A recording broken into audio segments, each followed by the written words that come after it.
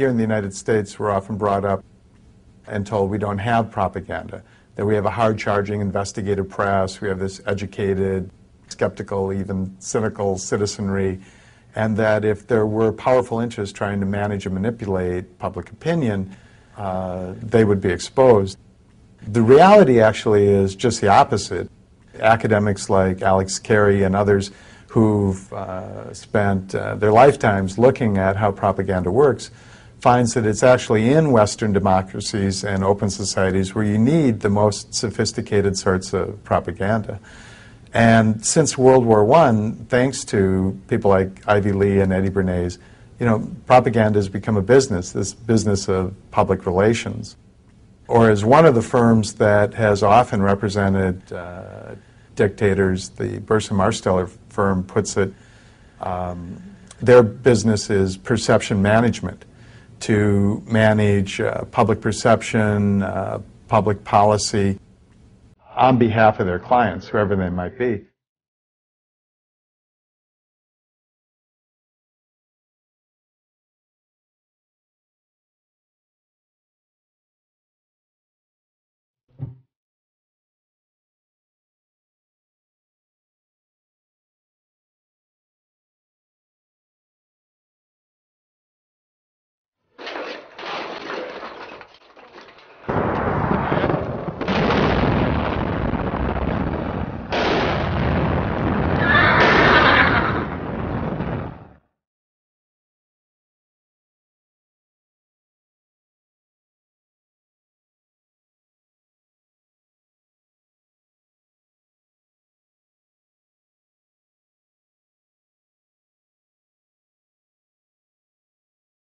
April 9th, 2003.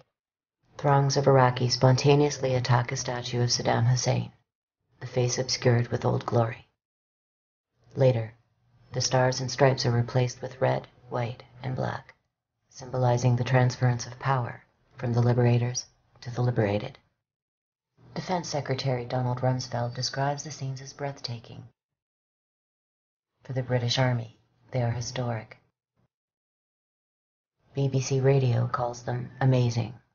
And they were, because the entire event was staged. Years after the operation, a U.S. Army report admitted that the toppling of the Saddam statue had been engineered by a psychological operations group.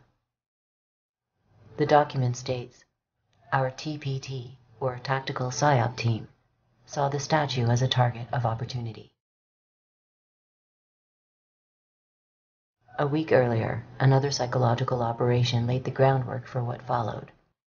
The script was for a female Rambo turned damsel in distress to be rescued by U.S. armed forces. In the situation that we're talking about here with Private Lynch, as you know, on about the 23rd of March, her 507th Maintenance Company was ambushed.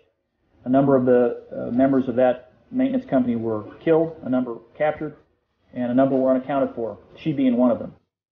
We waited 24 hours to get the cameras there to set up the whole thing to make this big rescue, and the SWAT team goes in to save her, and then she becomes an instant celebrity overnight. That story happened the same day that the tanks were rolling into Baghdad. This is the same day that we shelled the Palestine hotel where the independent journalists were. The same day we blew up Al Jazeera's television station.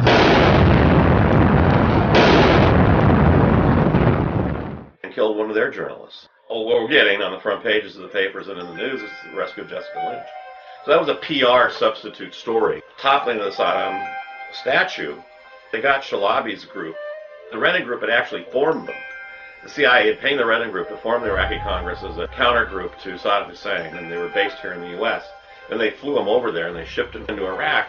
They were the ones that were standing around the statue as, a tank was used to pull it over. The Rennan group had been around. He worked for George W.'s father. And he worked for Clinton, too. His firm, he used to be a public relations press guy for Carter.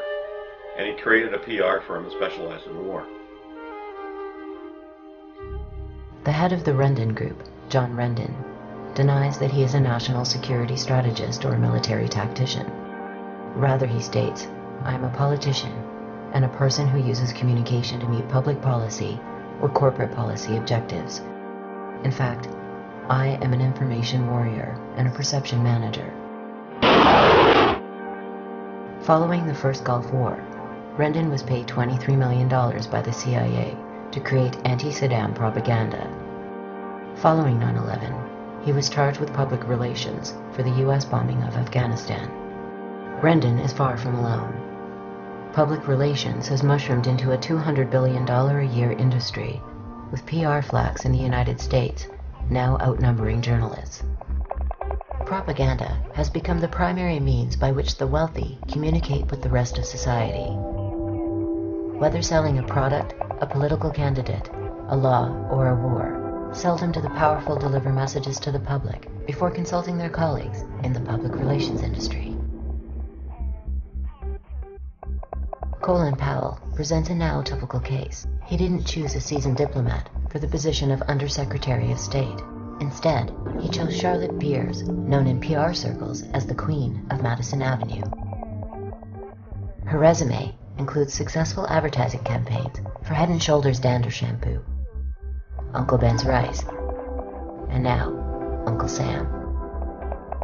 You see a news show, you watch 60 Minutes or a Fox program or whatever it is, you tend to give more credibility to what you're told is journalism. If an advertisement comes on, hopefully you tend to be more skeptical of that because obviously somebody put an awful lot of money into crafting this slick TV ad and airing it.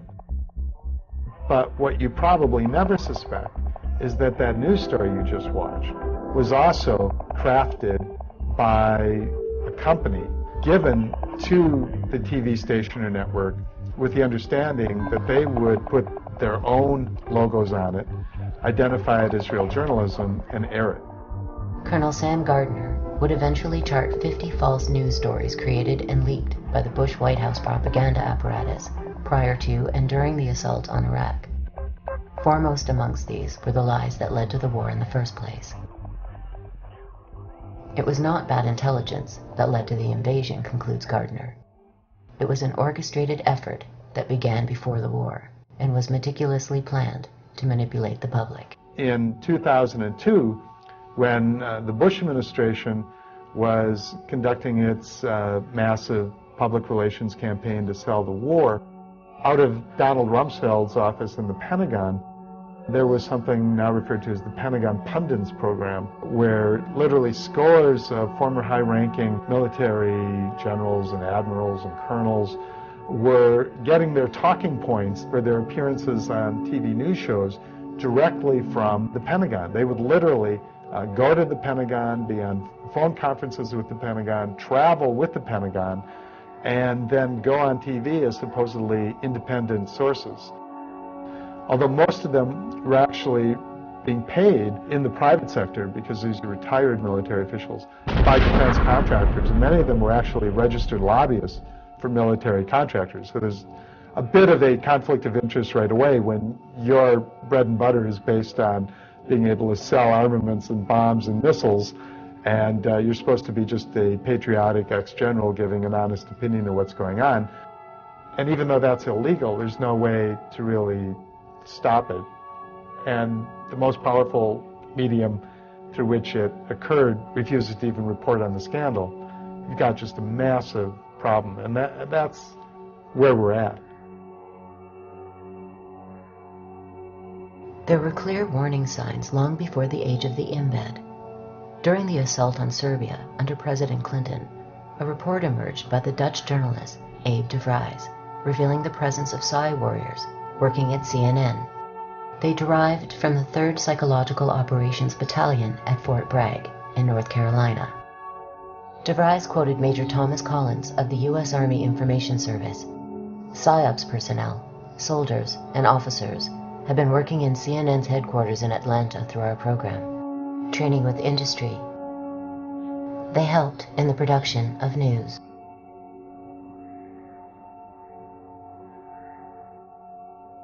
What made the Iraq War different were not so much the tactics or even the scale, but the high-tech synergy. It was almost impossible to tell where the state ended and the Fourth Estate began.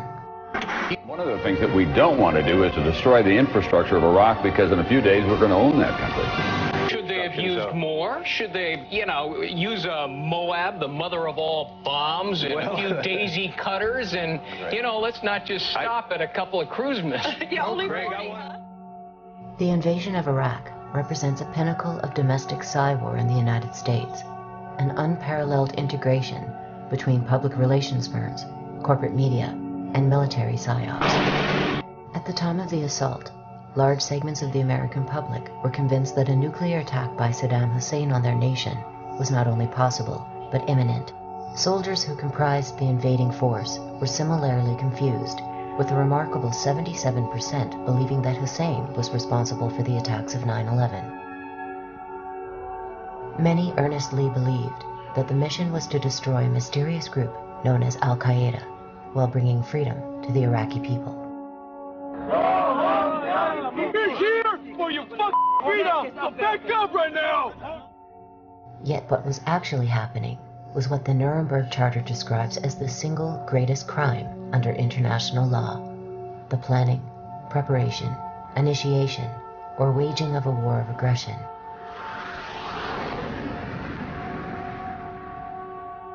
Seven years later, the results of the invasion are clear. According to The Lancet, one of Britain's most respected medical journals, approximately 600,000 Iraqis had been killed from the invasion as of 2006. By 2009, a polling agency put the number at over 1 million. 4 million Iraqis have been made refugees in their own country. Their entire society is shattered. How did the land of the free and the home of the brave arrive at a place where citizens could be manipulated with such efficiency and on such a massive scale? Our story begins in an unlikely place, a coal mine.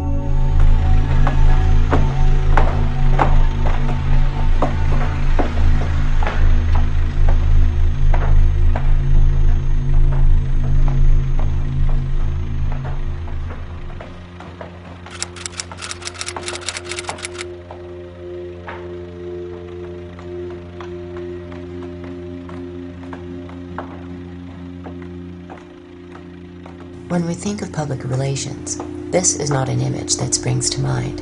Yet it was here, at the turn of the century, in the town of Ludlow, Colorado, that PR as we know it began to take shape. From the beginning, it was steeped in class warfare. The conditions that men, women, and children worked under in 19th century America were very much like what we think of now as the conditions in the global South, in which 13, 14-hour days were not uncommon. Living conditions were often in barrack-like housing. Children worked right alongside their parents. Those were the kind of conditions, and certainly if you picture what we see in the global South today, almost slave-like conditions, you can make the comparison pretty easily.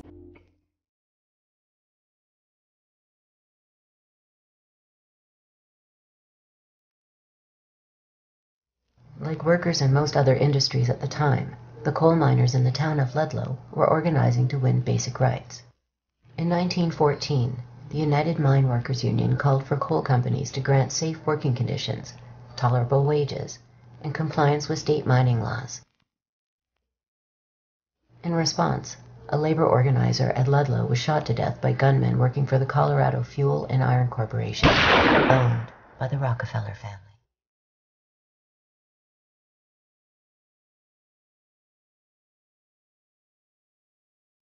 Then as now, the Rockefellers were synonymous with wealth and power.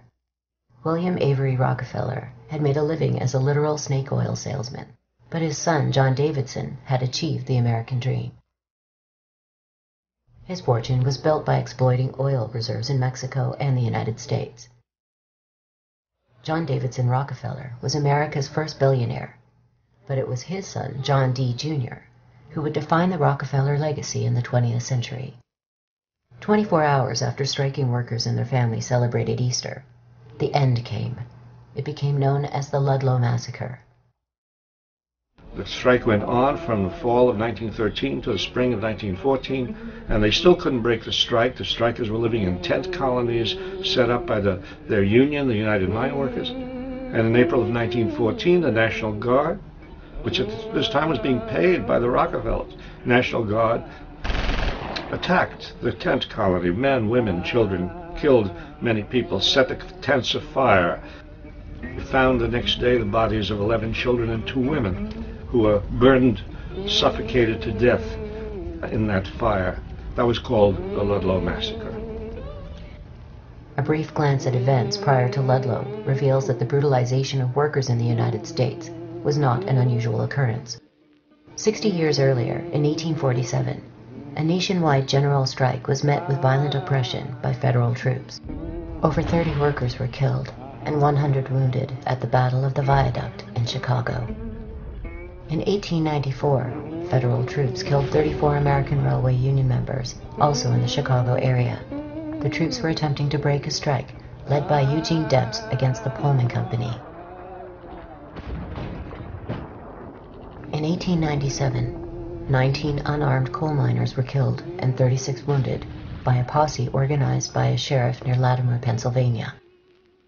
Most of the workers were shot in the back while attempting to flee. The worldview of the great capitalists at the turn of the century can be summed up in the words of William Vanderbilt. In response to a suggestion that the New York Central Railroad should adjust its train schedules to accommodate the public, he replied, "The public be damned." But the relationship between the public and corporations was changing.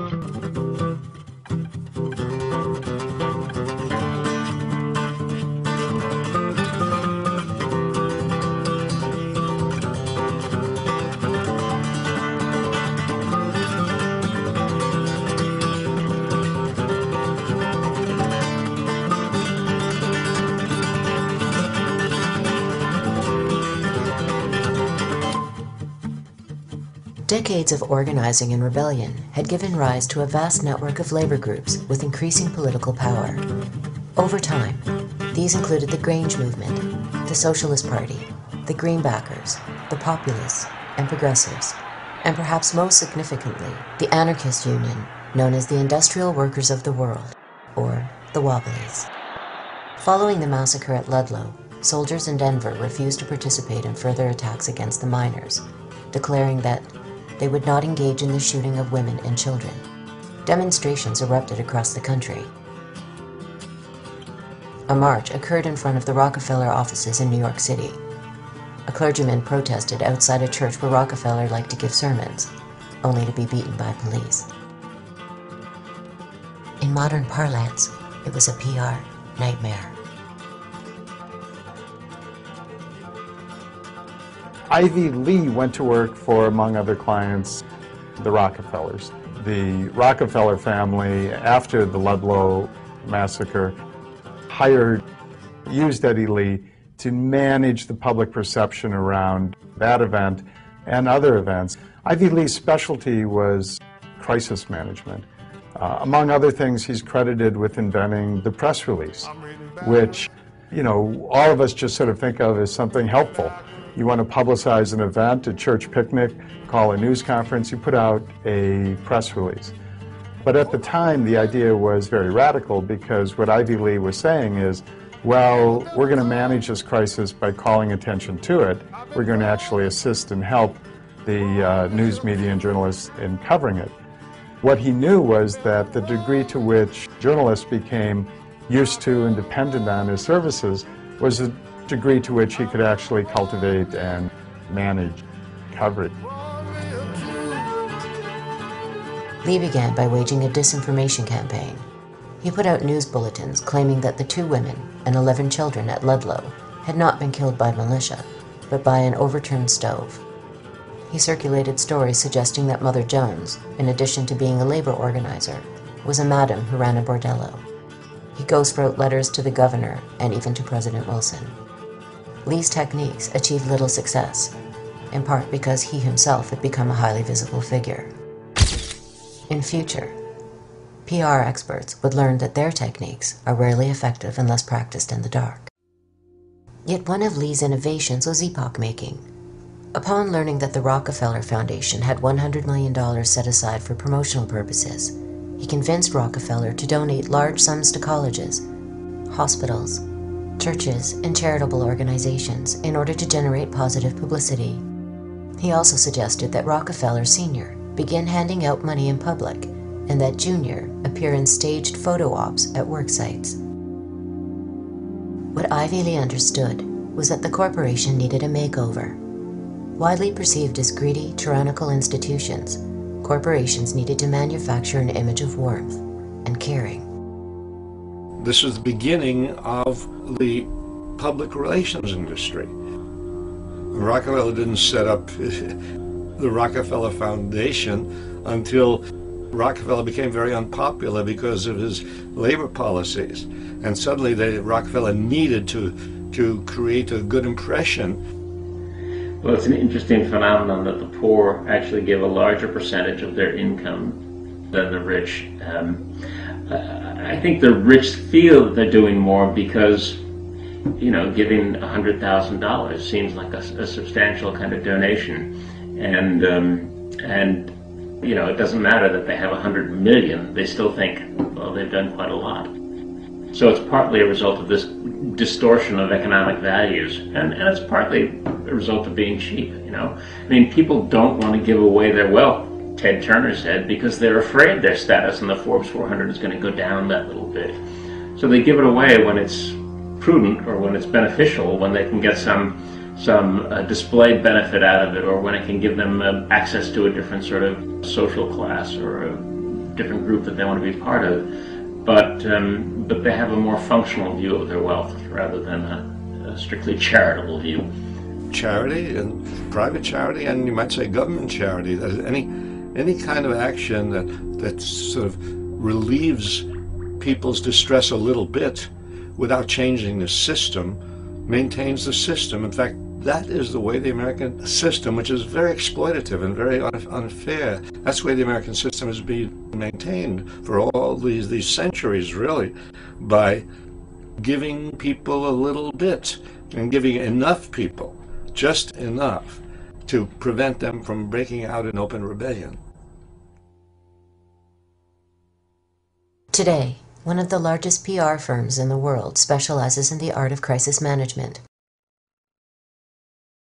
Burson Marsteller holds offices in 35 countries and has served clients as varied as cigarette maker Philip Morris, chemical giant Union Carbide, and the Monsanto Corporation, a company specializing in genetic engineering and other life sciences.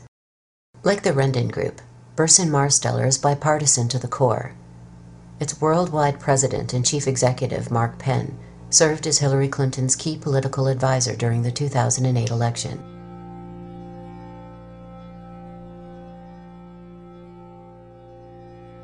The most disturbing facet of Burson Marsteller is its willingness to work with the world's worst human rights violators. They ran PR for the Indonesian government as it committed genocide in East Timor. They worked closely with the Nigerian government and Royal Dutch Shell during and after the Biafran War in Nigeria, and they helped to improve the image of a US-backed Argentine military junta led by General Jorge Videla. One of their clients in the 1970s was the brutal Argentine junta, which had taken control of the government there and was rounding up dissidents, systematically torturing, beating, killing people, and flying out over the ocean and dumping bodies. Not a really good public image.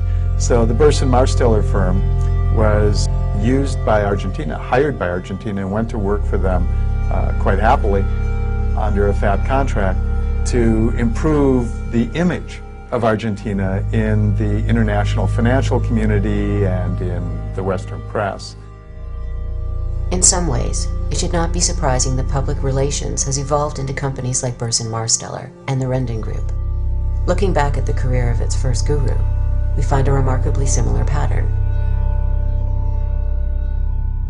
Ivy Lee went to work for the IG Farben company, a big German industrial company, and we know now that IG Farben was actually part of the Nazi propaganda inner circle. One of the most effective and, of course, horrifying government propaganda campaigns ever organized was the Nazi campaign that continued for years and years under the direction of Nazi propaganda minister Joseph Goebbels.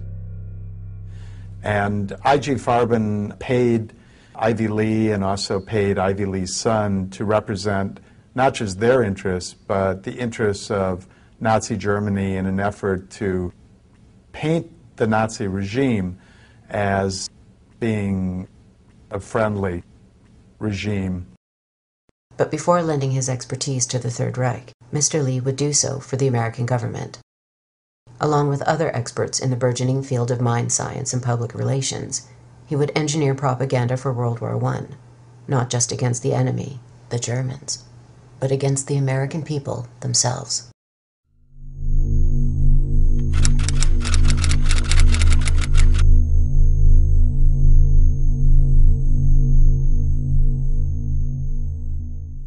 We often talk about the propaganda being relatively recent, but of course it isn't. Even in ancient societies that weren't democratic, especially large states, it was understood by elites that if you don't have the support of the people, you could be in trouble. And so a fair bit of attention was actually given to legitimizing military adventures. I'm remembering here a passage from an old Chinese text, I think it's Han Fei's, so it would be about 2,300 years ago, where the author of the book says, in general, and I'm quoting now, in general, war is a thing that the people despise. Therefore, when a young man is to be sent off to war, his wife, his parents, his family should gather around him and say to him, conquer, or let me never see you again. And this is a very powerful sense of, well, first of all, the violence done to that young man, but also of the sense that war is disgusting to most people, and it is often not in their best interest, and therefore one needs all kinds of songs and dances. And in this case, threatening the young man essentially with dispossession. You can't return to your family, you can't return home, you'll be disgraced, honor, security, everything is being played upon her. And it continues. So yeah, national security is one of the most powerful notions in modern times. To swindle, I think, people to do things that are not in their best interest, and to support massive military complexes that are not in anybody's interest, but that are like cancers feeding on society frequently. Propaganda and persuasion have been around for centuries, eons, but propaganda in its modern sense can be traced to the 15th and 16th century, when the Catholic Church was in a tough competition with the Protestants over how to articulate a religious vision for the world. And the reason that I mention this is that it shows that propaganda is about mindset, it's about ideology, it's about worldview, how people see things, as distinct from an individual policy or whether you happen to like this candidate or that candidate. So that's where the word came from, for propagating the faith. And that's the way the word was used up until the early 20th century. And then what emerged, particularly with World War I, was the application of this propagating the faith to refer to international affairs, to refer to what a national government would do, a national security policy.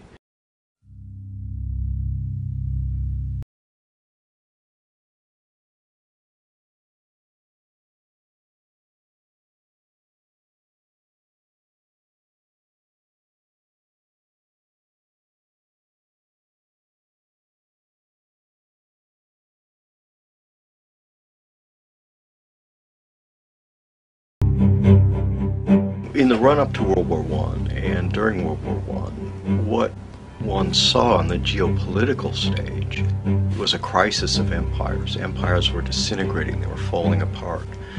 The British Empire seemed extremely strong at that time, and yet nevertheless was in a downward phase. It couldn't afford to support its own army, for example. Same with the French, same with the Austro-Hungarians, same with the Russians, the Tsarist Empire, same with the Ottoman Turkish Empire, and so on around the world. When that war was underway, most particularly the United Kingdom came up with an office whose specific purpose was promoting the war aims of the United Kingdom, the English, through publicity, through covert operations, through what would today be called dirty tricks, through telling the truth, through a whole number of different applications of information, using information as an instrument of war. And from the get-go, from the very beginning, it was both aimed at the enemy and aimed at the home population. The Creel Commission was the American variant of it. Woodrow Wilson came into office in 1916 with the slogan, "Peace without victory." He said, what we want is an end to World War I. Neither side deserves their support, and the population didn't want to enter the war. In America, 1916 was an election year. The war was the dominant issue. The election campaigns of the parties crystallized the sway of opinion. Neutralism, the profound wish to stay out of the war, still possessed a doughty champion in the president. Support for Wilson's policy was strong in the Middle West and Pacific states. Europe's war seemed more remote there than on the Atlantic seaboard. At the Democratic Convention, Wilson was renominated presidential candidate. The chairman opened his speech with a text from the Sermon on the Mount. Blessed are the peacemakers, for they shall be called the children of God. Within a couple of months, Wilson was talking about victory without peace. And you had to somehow drive the population into accepting this sharp change of policy, the opposite of what they voted for. And that's where the Creel Commission came in. George Creel described his work with unabashed enthusiasm.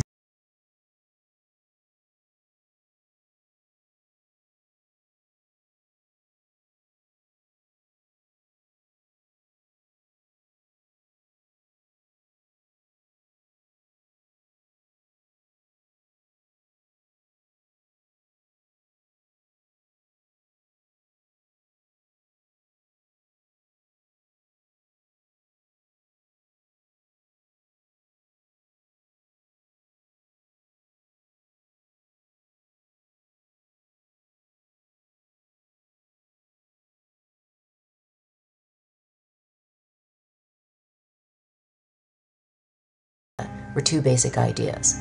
One, the American homeland was in imminent danger from a savage, bloodthirsty foe.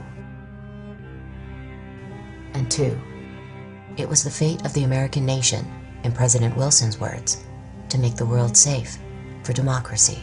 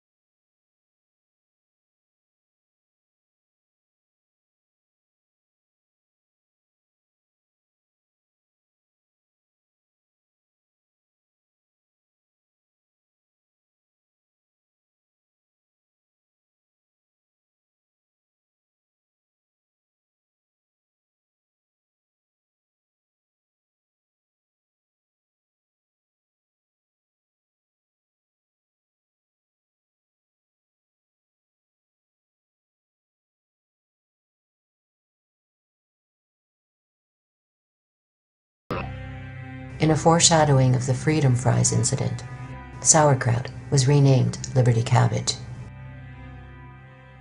False atrocity stories would become a staple for nations in wartime throughout the 20th century. A recent example occurred prior to the First Gulf War. While I was there, I saw the Iraqi soldiers come into the hospital with guns.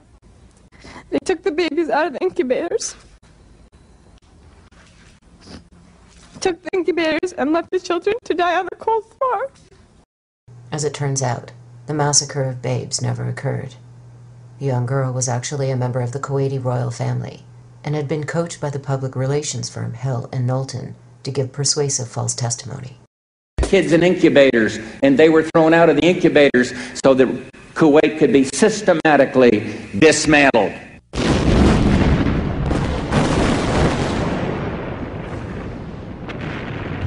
The attempt to engender hatred against Germans in support of the war effort was highly successful. But there was another, equally important aspect to the domestic propaganda campaign. If every adventure story needs a villain, it also needs a hero.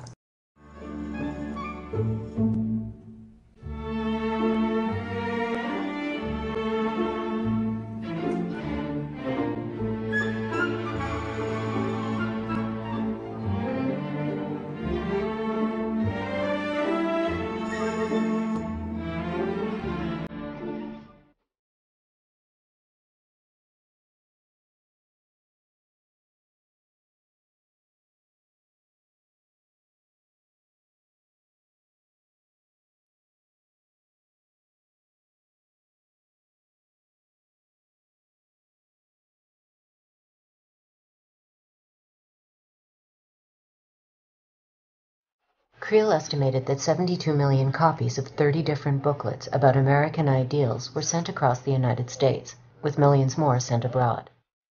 In addition to influencing the minds of Europeans, the goal was to redefine for the home population the very concept of what it meant to be American.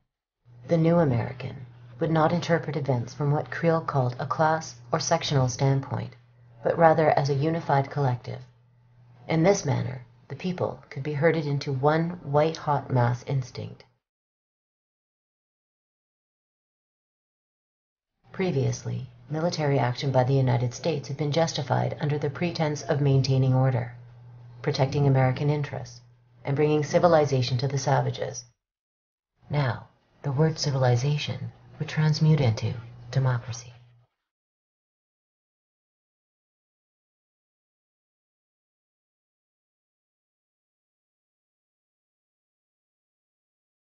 Marshall McLuhan, the Canadian communications theorist, once said that if a fish could talk, and you could ask a fish, what's the most obvious element of your environment, the last thing that the fish would say would be water. That's the last thing the fish would notice. And it's true about any culture. Those things that are most powerful and most obvious to an outsider don't get seen by the people swimming in that water. Americans as God's chosen people. This goes back as far as back to 1630, where John Winthrop on the Arabella, coming from England to the United States, said, "We're a city on a hill." It's not an accident that in the campaign, debates and stumps of the recent candidates, yet Barack Obama actually saying that, "We are a city on a hill," as well as Sarah Palin. Ronald Reagan said it in his inaugural address. I've spoken of the shining city all my political life, but I don't know if I ever quite communicated what I saw when I said it. But in my mind, it was a tall, proud city built on rocks stronger than oceans, windswept, God-blessed, and teeming with people of all kinds living in harmony and peace. We're a city on a hill. And so our mission is to democratize the rest of the world. We've got the best system possible. And basically people ought to pay attention to us because we know.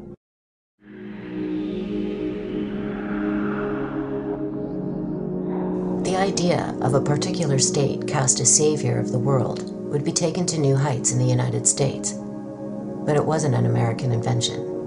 The savior motif was used as a justification for virtually every imperial intervention during the colonial era. French leaders spoke of a civilizing mission in their new colonies. British leaders spoke of bringing progress and civilized government to India. Imperial Japan spoke of unleashing an earthly paradise in Asia, while the Third Reich dreamt of a worldwide utopia.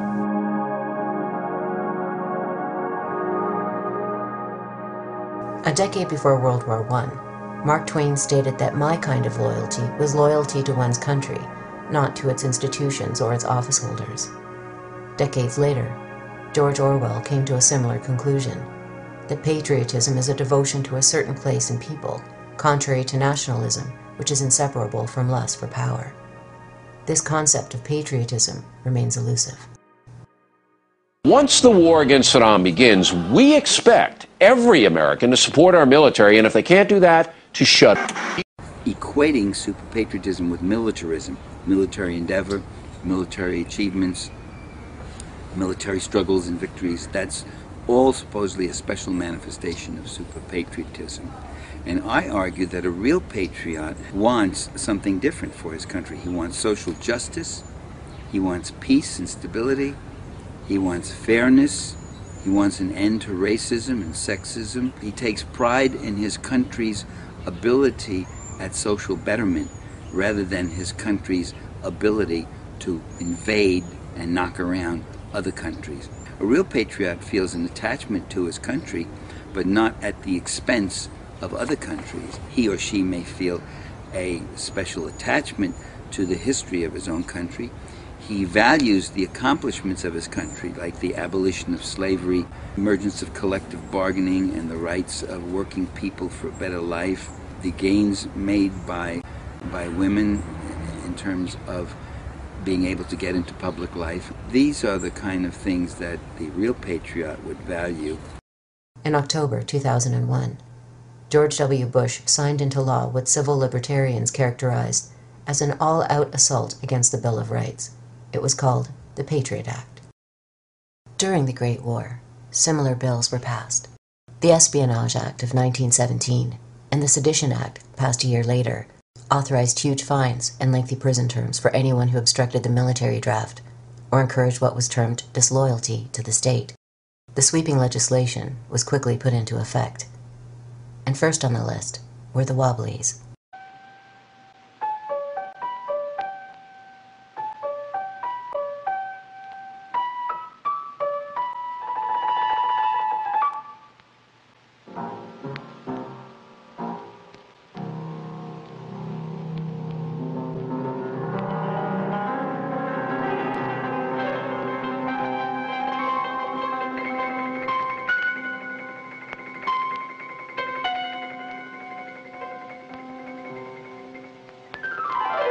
In many ways, the Wobblies were the most impressive example of a union movement in the history of the U.S. working class. Wobblies was the nickname for an organization called the Industrial Workers of the World, IWW, which flourished in the first decade and a half of the 20th century.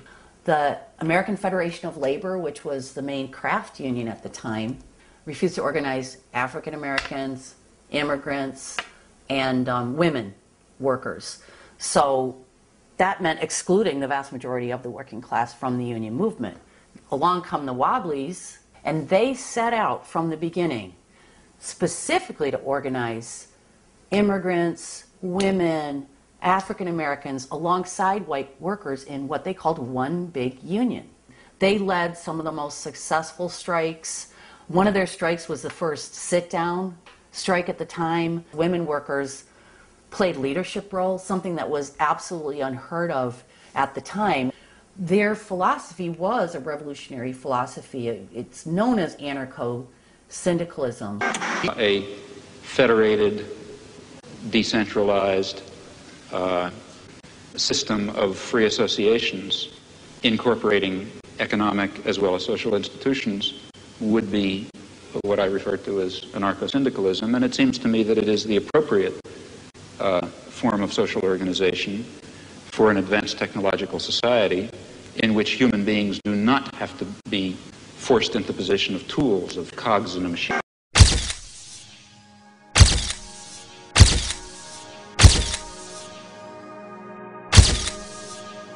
On September 5th, 1917, federal agents raided offices of the Wobblies across the nation, leading to arrests for the offense of causing insubordination, disloyalty, and refusal of duty in the military and naval forces.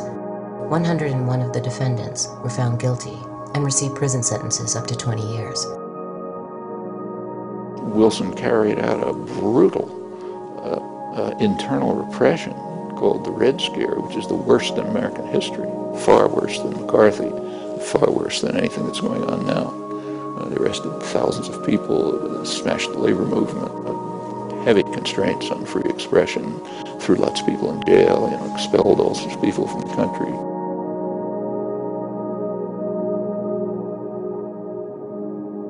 Yet what had started as a hunt against radicals soon spread to every corner of American society.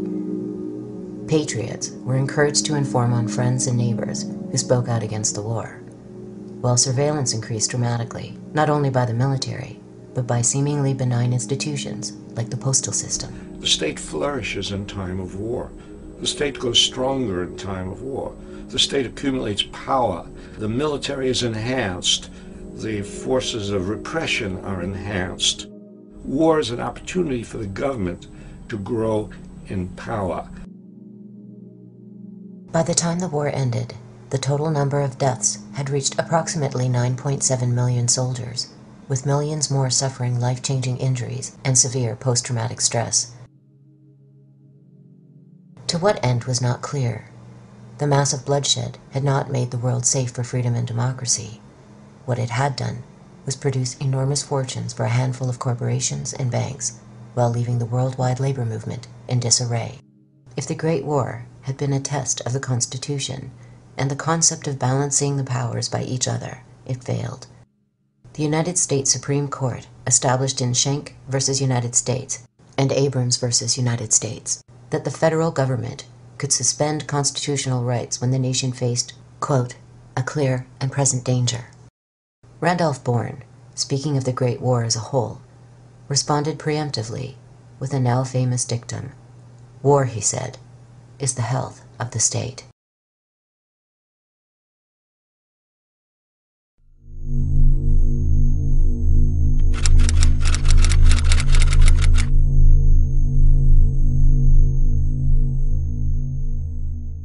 The definition of polyarchy that we have in the social sciences is a system where the participation of masses of people is limited to voting among one or another representatives of the elite in periodic elections. And in between elections, the masses are now expected to keep quiet, to go back to life as usual, while the elite make their decisions and run the world until they can choose between one or another elite another 4 years later. So really, polyarchy is a system of elite rule, and a system of elite rule which is a little more softcore than the type of elite rule that we would see under a military dictatorship, for instance. But what we see is that under a polyarchy, the basic socioeconomic system does not change. It does not become democratized. Wealth is not redistributed downward.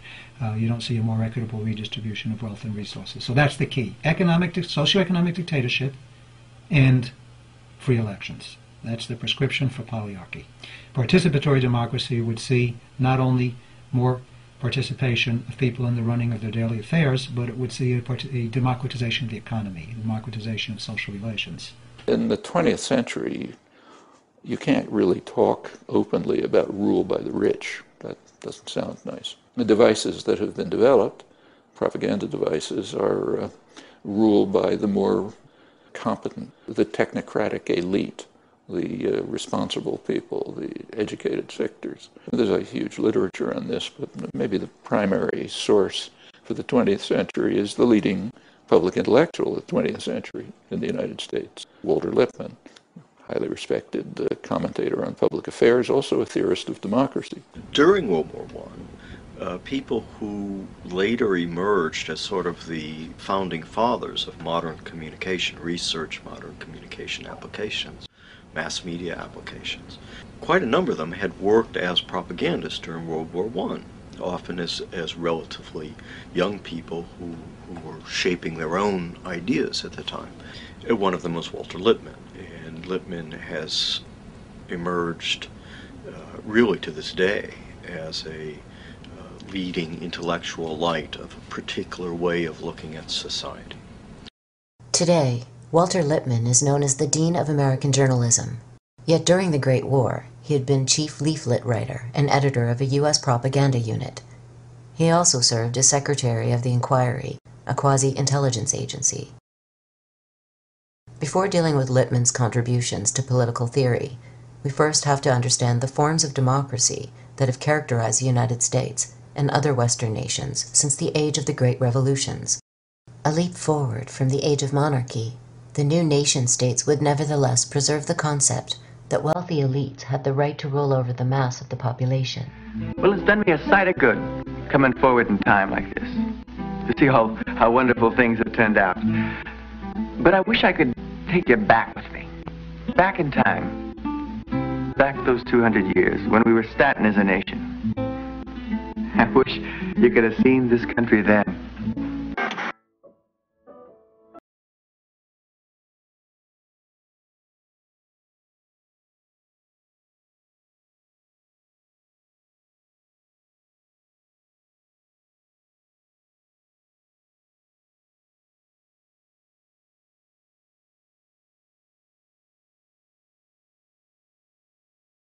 George Washington was a slave owner. James Madison was a slave owner. Thomas Jefferson was a slave owner. Importantly, Jefferson, who was the most democratic of the lot, wasn't at the Philadelphia Convention.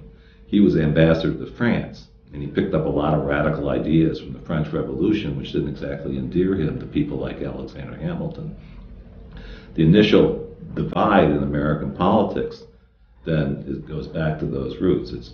It's Jeffersonian Democrats against Federalists, the leader of whom, until he was killed by Burr, was Alexander Hamilton. Essentially a class struggle, a class conflict. Thomas Jefferson was, in fact, a fairly radical democratic thinker in his time. And clearly the Declaration's statement that we hold these truths to be self-evident, that all men are created equal and endowed by their Creator with certain inalienable rights, was a powerful democratic statement. And although Jefferson would not have applied it to women or to Indians or to blacks, nonetheless, in all of those cases, those words would come back to be very serviceable for those groups in pushing civil rights and civil liberties forward in the United States from where Jefferson's statement left them. The problem with the Declaration of Independence was that once independence was won from Britain, then the question became one of governance. How were these former colonies of Britain to govern?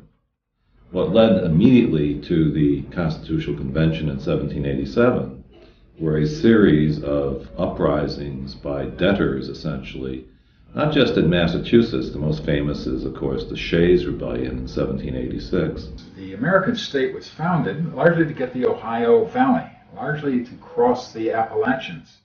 That is the Constitution, to organize an army and money in order to conquer further lands more to the west. That's the origin of the USA. But to do that, the slave masters are not going to do the fighting. What they will do is hire poor people to do it.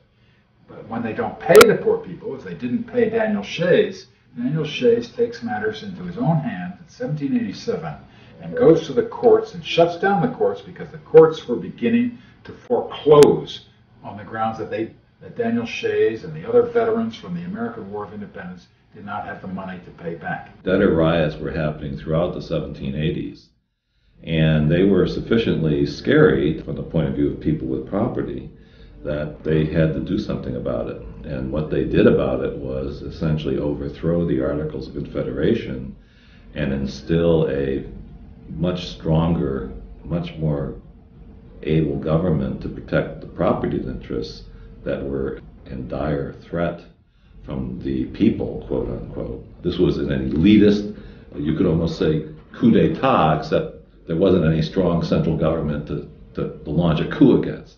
They were really trying to set one up and protect it against majoritarian interests, especially economic interests, especially property interests, especially threats from people who didn't have much.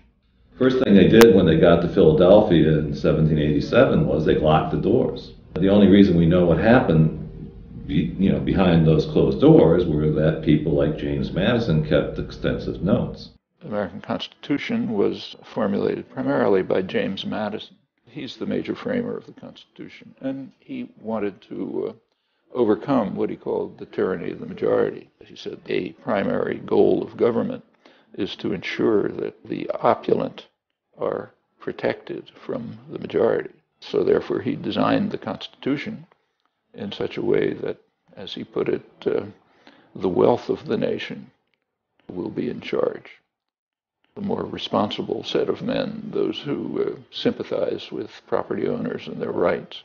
And the system was designed that way. Power was in the Senate, which was the least representative body, and it was the wealth of the nation. In fact, it still is. The House of Representatives, which is more democratic, in theory, was given much less power. And the powerful executive is also supposed to represent the wealth of the nation. In Madison's defense, one should say that he was really pre-capitalist in his mentality. He assumed that the wealthy would be what he called benevolent gentlemen who would not be concerned with their own interests, but with the benefit of the people. Adam Smith, who preceded him, was much more realistic. He pointed out that the principal architects of policy, namely the merchants and manufacturers in his day, they ensure that policies are designed so that their own interests are protected, no matter how grievous the effect on others, including the people of England. It's rather interesting to compare Madison's thinking, which founded this country, with the first major book on politics, namely Aristotle's Politics. Aristotle surveyed many kinds of systems and decided that of all of them, didn't like any of them, but he said of all of them, democracy is probably the best. But he said that democracy has a problem, and it was the same problem that Madison noticed centuries later. He said if in Athens everyone had a right to vote, the poor majority would attack the property of the rich, insist that it be divided, and he also felt that was unfair. But Madison and Aristotle had opposite solutions. Madison's solution was to restrict democracy. Aristotle's solution was to restrict inequality. Opponents of the new government were called anti-federalists, though the term is inaccurate. The majority favored some form of federation, but insisted on more localized control, with a more participatory democratic system. The Bill of Rights, the first 10 amendments to the Constitution, they were the price the Federalists had to pay in the ratifying conventions to pass the document. So the democratic element of the Constitution, which of course is the Bill of Rights, was forced down their throats. It didn't come out of Philadelphia at all. It was appended in 1791 and forced down on the Constitution by the more democratic elements in the society. Even with the Bill of Rights, we have a system which, is hardly perfect from the point of view of civil rights and civil liberties, let's put it mildly. They've trampled all over with the rights of citizens. So the Bill of Rights is hardly an ironclad set of guarantees for civil rights and civil liberties in the United States. I'd hate to think of the United States without it. The anti-federalists were significantly more partial to democratic elements in the society and to the rights of ordinary people than were the significantly more elitist federalists. If the greatest legacy of the anti-federalists was the Bill of Rights, their dream of direct democracy was not to be. At the time, many dissidents made predictions for what they believed would come to pass as the new nation grew and flourished. The natural course of power is to make the many slaves to the few, one anti-federalist wrote. Another objected to the new government because the bulk of the people can have nothing to say to it. The government is not a government of the people. The men of fortune would not feel for the common people. An aristocratical tyranny would arise, in which the great will struggle for power, honor, and wealth. The poor become a prey to avarice, insolence, and oppression. In short, my fellow citizens, it can be said to be nothing less than a nasty stride to universal empire.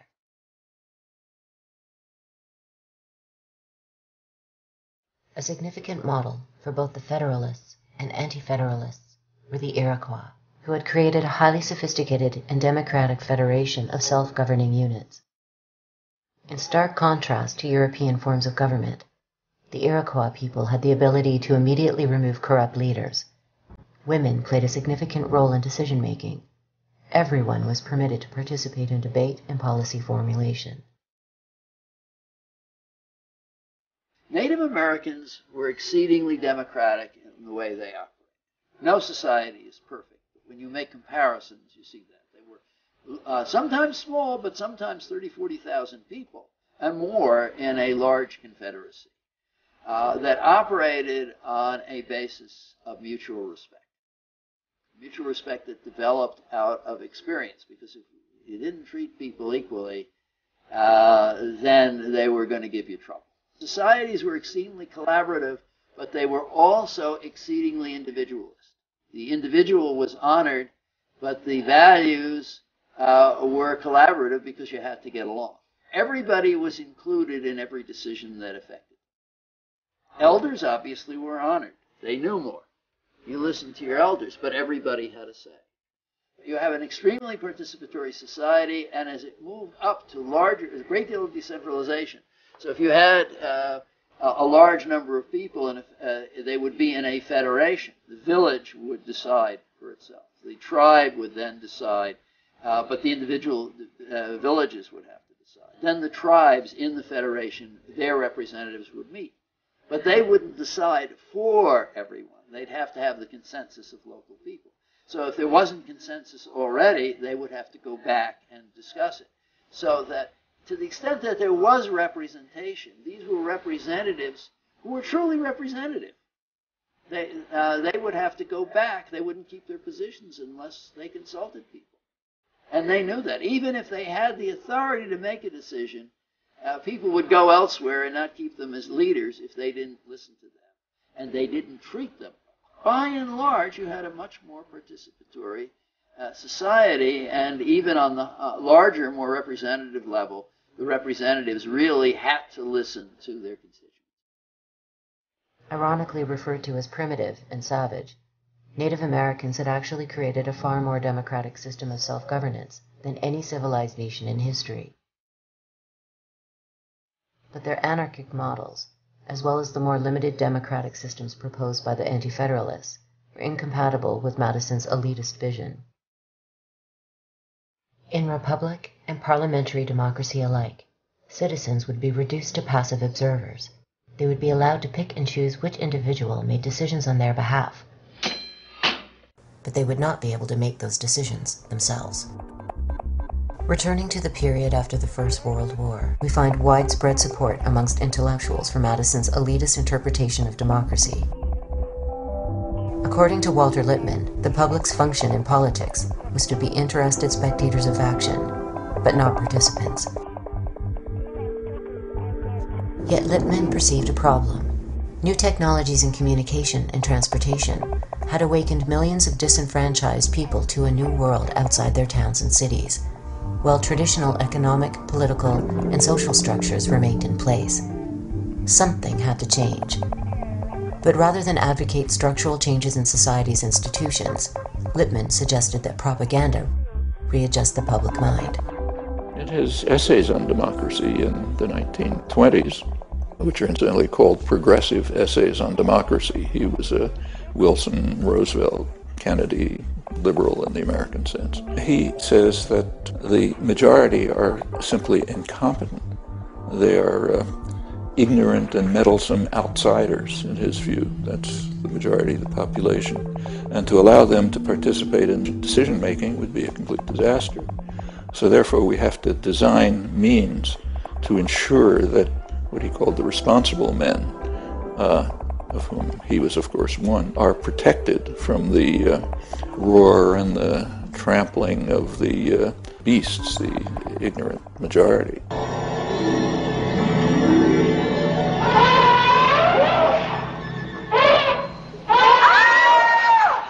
And he devised a number of methods. Lippmann called it the manufacture of consent. We have to manufacture the consent of the ignorant and meddlesome outsiders, mass of the population. And the huge public relations industry was developed at the same time. They are the people who manage and control the marketing exercises that are called elections in the United States. They are marketing exercises, and they're well aware of it. Apparently we have all been wrong. It is pronounced California. Ladies and gentlemen, the governor of the great state of California, Arnold Schwarzenegger.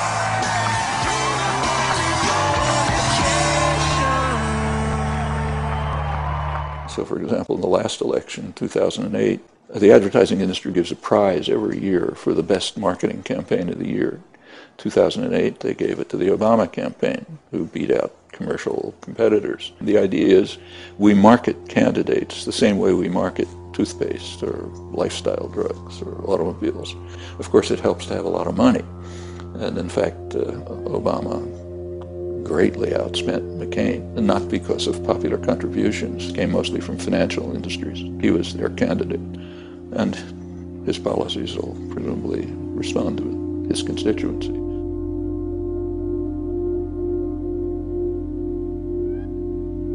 Prominent intellectuals continue to argue that the world's complexity makes democracy impossible. A recent cover story in Time magazine claimed that democracy is in the worst interest of national goals. The modern world is too complex to allow the man or woman in the street to interfere in its management. A man who surely would have agreed was Edward Bernays. Like Lippmann, Bernays served as a propagandist on the Creel Committee, and like Lippmann, he went on to refashion wartime propaganda for peacetime aims. In his classic text Propaganda, Bernays suggested that elites regiment the public mind every bit as much as an army regiments their bodies. Bernays considered mass mind control so crucial that it constituted, in his words, the very essence of the democratic process.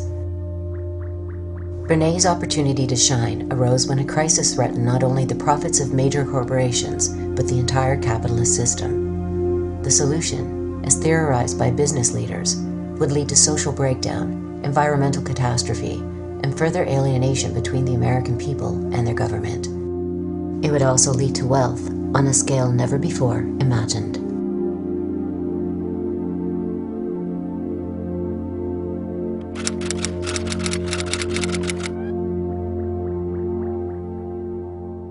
The major story that advertising tells us about human happiness is that the way through happiness is through the consumption of things. That in fact buying something in the marketplace will make you happy. In fact, that's the message of almost every single ad. And it's not often you can say that there is one message that is in the literally millions of ads that are produced every year. But I think that is the message. The message of advertising as a whole is that it's better to buy than not to buy. That in fact the way to become, and that you will be happier as a result of buying than not buying. And I think that idea, in fact, I think is the major force for global social change. Over the last 50 years.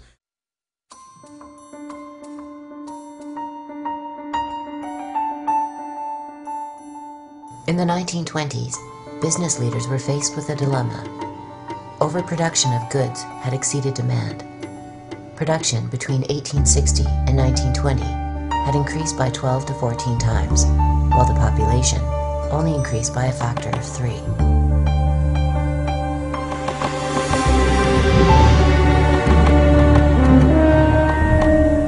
There were several ways of solving the problem.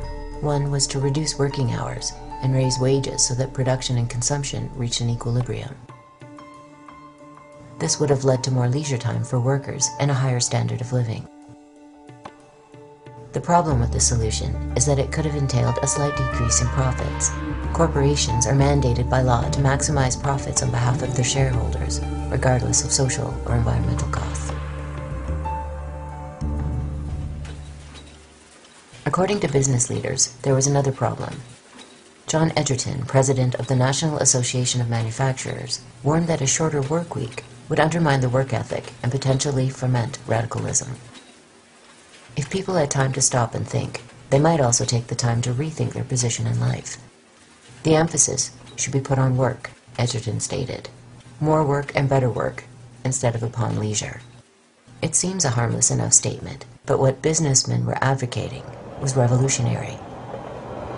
Production would no longer be about satisfying human needs. It would be an end in and of itself. Rather than a democracy of ideas, or a democracy of mass participation, The United States would become a democracy of material goods. The citizen would be replaced by the consumer.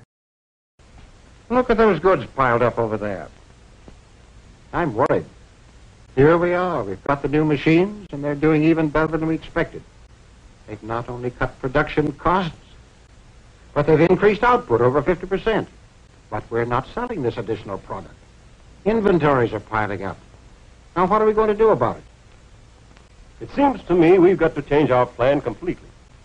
Now that we're increasing production, we've got to put on more pressure, work the territory more intensively. You mean more advertising? Yes. The problem of capitalism is the problem of consumption. And the problem is that after your basic needs have been met, there is no real need for consumption. And so you have to convince people that, in fact, their identities are based upon the consumption of objects for which there is no material need. That's the problem that comes from the expansion of the market. If you look at advertising, it's a very interesting history. In the first period of advertising, we can say right up until about the 1920s, advertising talked about goods themselves. They talked about how they were made, what they did, how well they lasted, etc. It really is a discourse about objects, about what goods did. However, starting around 1920, that changes. And from that period on, advertising doesn't really talk about goods themselves. They talk about the relationship of goods to our needs.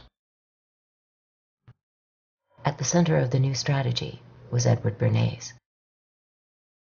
If Walter Lippmann had concerned himself with an overarching analysis of mass media and democracy, Bernays would devote most of his energies to propaganda on behalf of the corporation. His uncle, Sigmund Freud, would serve as his muse. Rather than focus on the intrinsic worth of a particular product, Bernays suggested a strategy where products became linked with the unconscious desires of the public. In this manner, there would be virtually no limits to either production or consumption. Freud's nephew was a man by the name of Bernays, and he's regarded as the father of modern public relations, particularly in the United States. His contribution, if you want to call it that, was to take propaganda techniques that had been developed for military, psychological warfare, national security type issues during World War I, and apply them in a systematic way to commercial issues. One of his best known efforts had to do with encouraging women, to smoke. He would stage beauty pageants, he would stage what would today be called photo ops and that sort of thing, in which smoking by women was portrayed as women's liberation, was portrayed as a way to be free and empowered, is getting addicted to nicotine. The audience, the market, in Bernays' mind, had a clear desire to be free, to be stronger, to be more self-empowered. So women clearly wanted these things. Along comes Bernays in the tobacco industry and says, here is how to have it.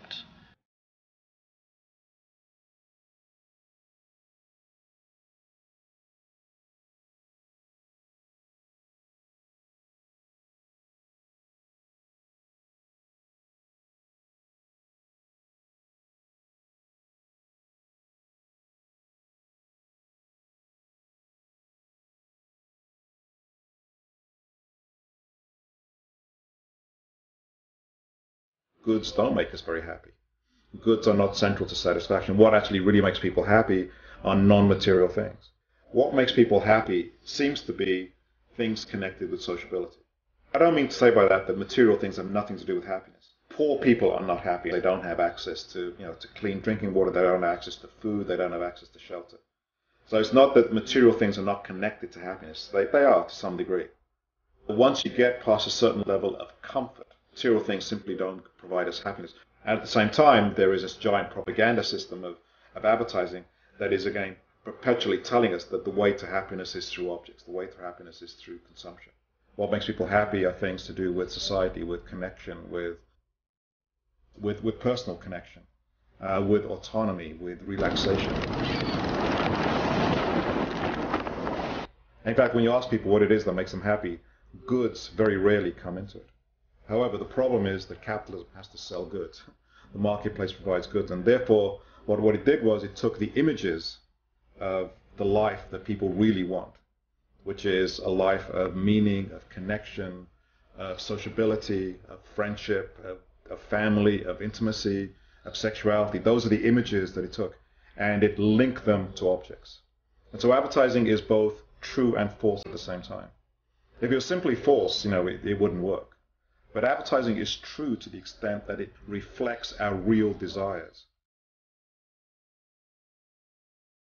As bizarre as it may sound for people who dream of fantastic wealth as a cure for unhappiness, the same holds for the wealthy.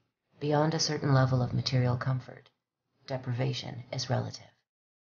At the bottom level, sure, it's $5 million to $10 million a year. But once you've got 5 or 10 million, that doesn't seem like enough because you're associating with people who have 15 or 20. And when you get 15 or 20, then it's 50 and 100. And you wind up never feeling as if you have enough. And in fact, people really never even thought of themselves as rich, even when they were colossally rich, because of this phenomenon that psychologists call relative deprivation. They were comparing themselves not with you and me, but with each other in this little world that they'd come to inhabit.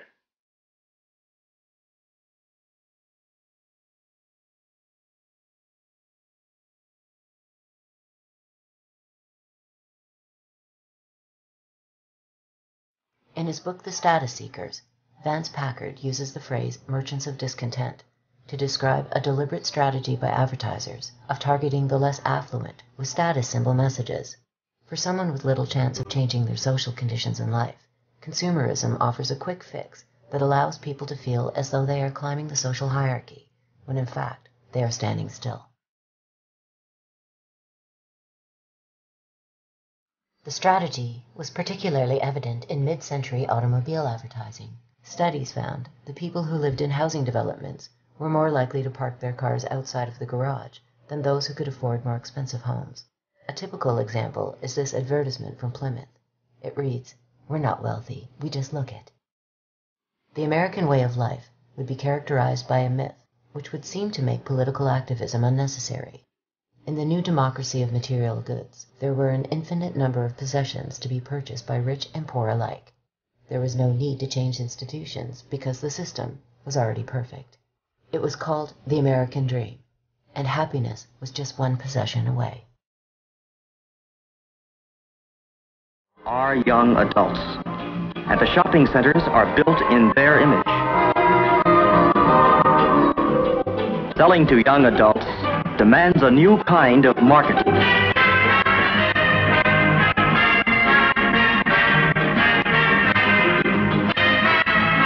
For these young adults, the shopping centers have built fountains, commissioned statues, put in restaurants, and freestanding stairways. They've included banks, loan offices, rental plans, plant nurseries, and places to buy building materials. The shopping centers see these young adults as people whose homes are always in need of expansion. People who buy in large quantities and truck it away in their cars. It's a big market. In the tinsel and glitter world of Beverly Hills, superstars reign supreme in million-dollar mansions that hold a weird fascination for everyone else. Visitors rubberneck for hours just for a glimpse through the guarded gates. But for one man already on the ladder to superstardom, just a look wasn't enough. For him, it was love at first sight.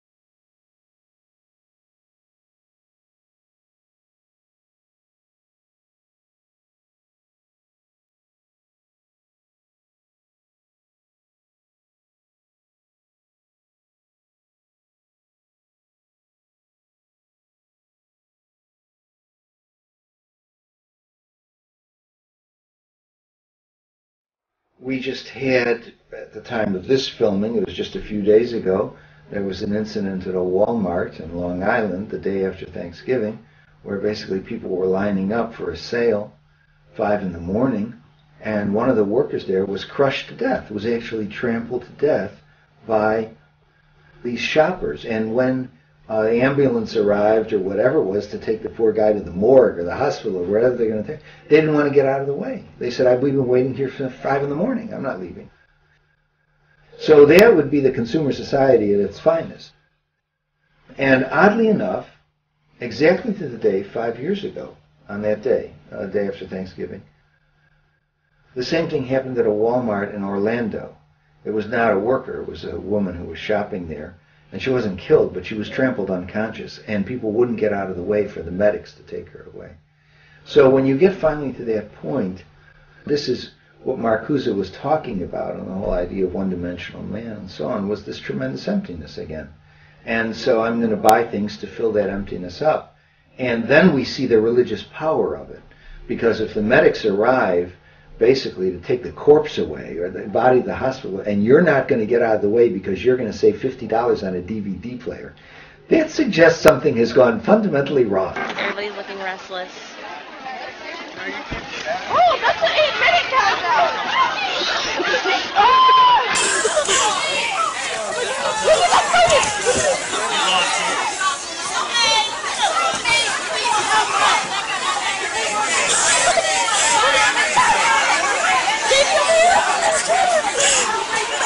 Bitch, I slapped you in the face!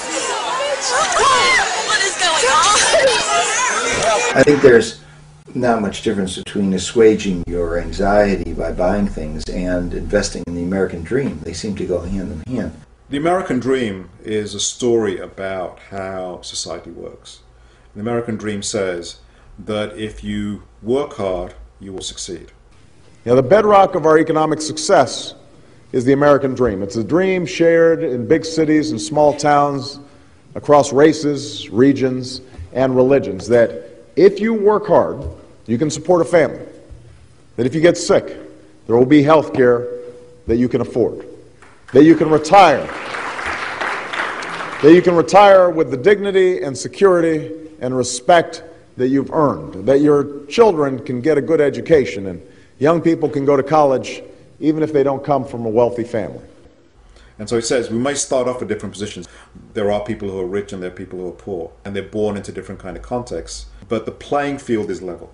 That's the dream. That's the dream of, pulling yourself up by your own bootstraps. The problem with that is actually at odds with how social mobility works. Social mobility actually is much more based upon class and upon the resources that you have available to you into which you're born. Hi, I'm Paris Hilton, and you're here for the fit on MySpace. Let's go check out my shoe closet first. So, welcome to my shoe closet. As you can tell, I really love shoes. Part of those are material resources, and part of those are also cultural resources as well. There are class structures that keep people mostly in their places. There are some slight exceptions to this where there's movement between, one rung and another, but the level of social mobility is remarkably low in the society. And then the American dream is punctuated by these very visible examples in the media that show us people who are poor who are now rich. And now the question is, if those people are rich, if those people have made it, and a vast majority of the people have not, and the major thing that separates them is their own hard work, then the reason that the vast majority of people are where they are is because that is where they deserve to be. You didn't work hard enough. You're not intelligent enough. The right to life, liberty, and the pursuit of happiness. Some are smart, some not. Some are successful, some not. The United States never had mass prosperity throughout its history. It was just a period from 1946 to 1980 where the prosperity was really, it looked like it was just going better and better and better for everybody. And that came after World War II, with the backlog of tremendous earnings from war industry and such, the GI Bill that came in that developed a whole new big professional class and the like. And that lasted till about 1980. Since then, there have been cutbacks to human services, cutbacks in educational opportunities, and greater inequality. Since 2000 to 2008, the inequality between the very rich and the rest of us, that inequality is greater than it's been throughout the 20th century. So we're back to like 1900 in terms of inequality. Everybody just can't make it. Throughout history, the rich have always argued that the poor are the authors of their own poverty. They're poor because they're stupid, they're disreputable, they're hopeless. People are poor because they are paid less than the value that they produce. You need poverty. Poverty is needed if you're going to have wealth. The only way a rich slaveholder, a Roman senator, or antebellum plantation owner in the South, the only way they can live in this fabulously luxurious mode is by having slaves who work from the crack of dawn down into the night. That's expropriation. That's creating the poverty of the slave or the serf or the worker so that the slaveholder or the lord, the feudal lord, or the plutocrat, the capitalist, can really accumulate wealth.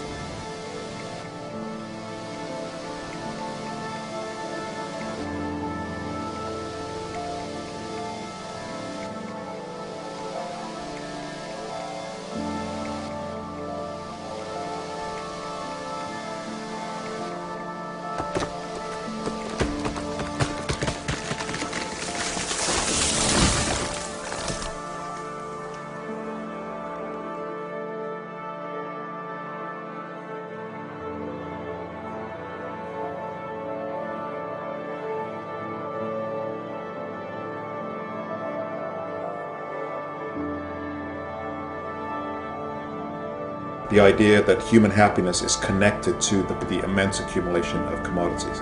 I think that idea is what is driving development in what we used to call the developed world, is driving development in China, is driving development in India. I think it will increasingly drive development in Africa as well. I think we're starting to see the results of what that means for the planet, when not only the 5% of the American population strives for that, but when increasingly the rest of the world also is bought into that, and you then have to provide the goods and the energy that those goods takes to produce, we're arriving at the kind of exhaustion of the physical planet. The ancient philosopher Confucius, he was asked what he would do if he were ever to rule the state. Someone said, okay, you're in charge of the state, what would you do? And he said a very interesting thing. He said he would, quote, rectify the language. And I think if he was asked that in the modern age, he would say, let me control the media. If you can control the stories, you don't need to have soldiers on street corners to control them. You can control people in their own heads, in their own imaginations. On the one hand, it's really depressing because it's like, how do you then get out of it? Because there's no way you can have control of the media.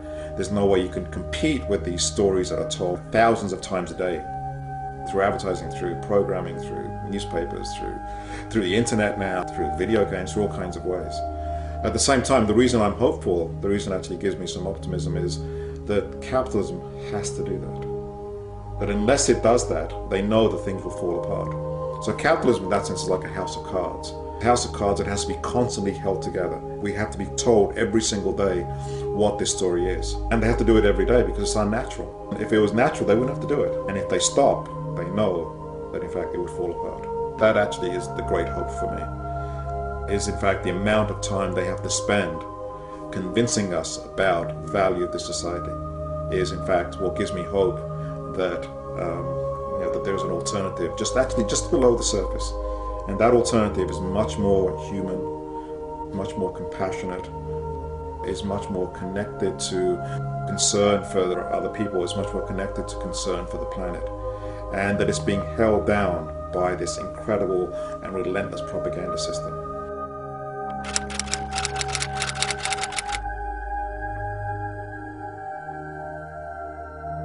If a decision is made by a centralized authority, it's going to represent the interests of the particular group in power. If power is actually rooted in large parts of the population, if people can actually participate in social planning, then they will presumably do so in terms of their own interests. That's why Madison, for example, and Lippmann, and Bernays, and a whole host of others have argued that we cannot permit the population to participate, because if they do, they will pursue their own interests, not the interests of the wealth of the nation. If you have centralized power, they'll use it for their own interests. don't have to read that in a complicated textbook. It's understandable by any 10-year-old child, not by educated people, though they have it driven out of their heads, have various illusions replacing self-serving illusions. If the population are participants, they'll serve their own interests. Public opinion is very well studied, so we have a wealth of information about what the public wants. And there's a huge disconnect between public opinion and public policy. Public and policymakers differ enormously on crucial issues. It's all very natural. It's nothing surprising about it, and people understand it. So about 80% of the population in the United States says that the government is run by a few big interests looking out for themselves. What do you mean by democracy? If you mean by democracy a system that accepts that the relative distribution of power and influence and wealth and income in the society is sacrosanct. If the social system we call and know as capitalism is inviolable, and you can't, in fact, erode or undercut the primacy of that class's power and property politically, then you've just ruled out democracy. The founders had a very clear idea that in order for political power to be democratic and to be equal, economic power also had to be democratic and equal. Okay? And that was the last thing they wanted. So they saw clearly that behind political democracy was economic democracy. Behind political equality was economic equality. And they did everything they could to block it. The claims of mind control are based on a belief that human beings are powerless or relatively powerless when they become the targets of psychological operations and propaganda. Media control, yeah, it has an impact on public opinion, without a doubt. It has an impact on the assumptions that people bring to trying to figure out what to do with their lives. It's powerful, but it's not the same as mind control. I think the best way to stop propaganda is for people to understand what it is and how it works. I don't think we're going to stop propaganda so long as we have freedom of speech. And frankly, I think that's a good thing for us. But there will always be people who exploit freedom of speech for their own ends. But propaganda loses its effectiveness if people understand what is going on. A very important thing that can be done to reduce the power of propaganda is to force the players to the surface, so that where you have campaigns, political campaigns, product campaigns, cultural campaigns that are organized by big propaganda agencies, public relations agencies, then part of the task for people who are observing this going on is to make this public, make it understood that what's appearing on the front page of the Washington Post, for example, really is a propaganda or public relations campaign that's coming from a particular faction of society who are paying for it, and that they have names. It depends on what people believe, what people perceive, what people know. And for a democracy to really function and thrive, unlike Eddie Bernays, I would say what we need is more information, more freedom, more transparency, and more information about who's manipulating public opinion and the public mind. Eddie Bernays believed that fundamentally people were unable to govern themselves in a democracy because most of us were just too dumb to figure it out. And so he used that to justify his practice that he exalted of managing and manipulating public opinion. I think actually what we need is a lot more exposure and education about how public opinion is managed and manipulated, so that we have a citizenry that can actually function and be critical thinkers and decision makers and govern ourselves in a democracy. Clearly, individual and public opinion is crucial to everything. As long as you can manage and manipulate public opinion, or as Burson Marsteller likes to put it, public perception, you can control public behavior and policy. That's what Eddie Bernays knew. That's what he was saying when he talked about engineering consent. And so, yeah, I believe that the ultimate battlefield really is in the mind.